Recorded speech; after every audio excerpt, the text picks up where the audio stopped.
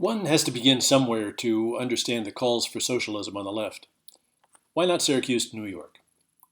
There, in the spring of 2018, Michael Rotundo, age 30, was evicted from his parents' home by his parents. They obtained a court order after he failed to comply with their repeated requests that he find a job, get a life, and move out. He was never asked to contribute anything to the household expenses, he explained at his appeal hearing. Furthermore, he regretted that he'd spent the money his parents gave him for a start outside the nest, and that it would be impossible to pay it back. In other words, he was the kind of useless, parasitic loser AOC would provide with a guaranteed income. The court upheld the conviction order. Rotundo was surprised. He appealed it to the New York State Supreme Court and lost. But perhaps I was hasty in describing him as useless. While he was avoiding taking responsibility for his life, he fathered a son out of wedlock, which I guess makes him at least biologically productive. But nothing is easy in this life. Shortly after his eviction, the kid's mother sued him for non-payment of child support. The court ruled that he either pay up or face jail, which might have been the best place for him. He copped a plea and received a year's probation. The case verges on the psychiatric, but Rotundo is out there somewhere wandering around. Anybody want to take bets on whether he votes Democrat? Modern parents tend to shield their children from anything that might damage them physically or emotionally, such as falling off a tricycle or receiving a low grade on a spelling test. They encourage them to believe that they're supremely important human beings. Their needs and desires are paramount, and the parent's duty is to anticipate and deal with any obstacles to a carefree life. It's easy to understand how a person raised under these conditions might fear venturing out into the world on his own. If the parents, in order to give meaning to their own lives, encourage him to stay put, why not?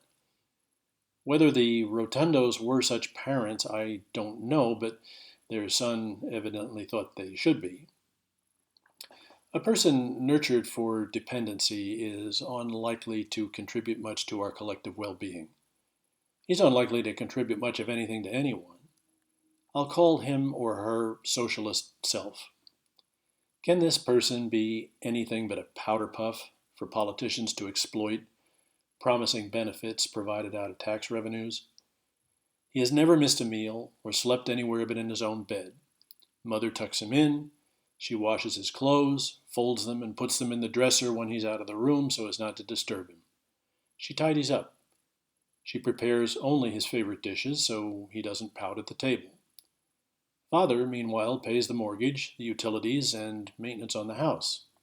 He provides a car, maintains it, pays the insurance, and keeps it gassed up. Wi-Fi is taken as a given, so socialist self can surf the web when he's bored, which is usually. The difference in character between this person and the men and women who founded and developed the country is immense. They made a 2-month sea voyage from Europe. They faced the challenge of building shelter and eking out a living. Malnutrition and disease were the norm. Medical care was non-existent. Conflicts between them and the native Indians meant constant danger of a sudden violent death.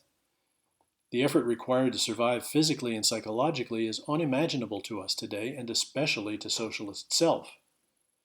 No worries for him about being tomahawked in an Indian raid, or killed in the woods by a bear while out hunting for food, or dying young of tuberculosis, or in an industrial or agricultural accident, or going hungry during a recession or a depression. No, what keeps him awake at night is whether the perfect job will turn up when he feels like accepting it, or whether he might have to run risks, experience frustration or discouragement, or make binding commitments to someone other than himself. Life today may be easier, but it remains scary. This scariness animates socialist self to demand that education, healthcare, housing, food, and clothing be provided by the state, along with a pleasant job not requiring a difficult commute or excessive hours, or, in lieu of a job, a guaranteed income. If we're to leave the safety and comfort of our parents' home, he rationalizes, That's the least a compassionate society could do. Multiply this individual by 25 million, and you have a powerful voting bloc. Its members, apart from being budding socialists, are also politically correct. They embrace multiculturalism, feminism, diversity, and globalism. They celebrate the different sexual lifestyles on display here and in Europe. Victimization is a recurring theme. Patriotism and the achievements of Western culture and thought are passé. In regard to thinking, little of it occurs. Programmed to rely on feelings and groupthink, they don't question what they're taught in school or spoon-fed by the media. In regard to feelings, two predominate: entitlement and pseudo-compassion. The entitlement is genuine. Socialist self sincerely believes that the world should function in his behalf. Otherwise would be unnatural. It's true he might encounter the occasional despotic employer who expects him to arrive on time for work, even if he has a headache or the sniffles or is nursing a paper cut. But for the most part, his narcissism can withstand these shocks. Compassion is another matter. A lot of feel-good posturing goes into it. With so many victim groups and so much injustice, it's difficult for socialist self to decide on the order of priorities. We live in a country where literally everyone qualifies for some sort of victim status.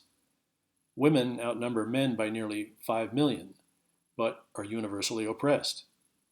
Add Black, American Indian, Eskimo, and Hispanic males, assorted minorities, and the various categories of sexual persuasion, and you have quite a menagerie.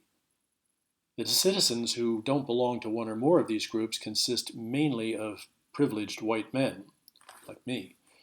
But as the group the others blame for their troubles even were victims, the victims of the victims, so to speak. Bottom line, socialism appeals to risk-averse adults who cannot accept that life is risky, often unjust, and requires effort to be successful. Socialist self, resentful that he might be cast into circumstances hostile to his well-being, wants security. But he wants something more: freedom from care and as much as possible from effort. In this mindset, everyone qualifies for a smorgasbord of benefits, and even reparations, as a birthright. There's one benefit, however, that the government will never provide: free taxes. When it does, I may consider becoming a socialist myself. Meanwhile, I think I'll just say no. Thanks for watching. Be sure to click like and subscribe to support the channel, and pass the link along. We'll see you back here next time.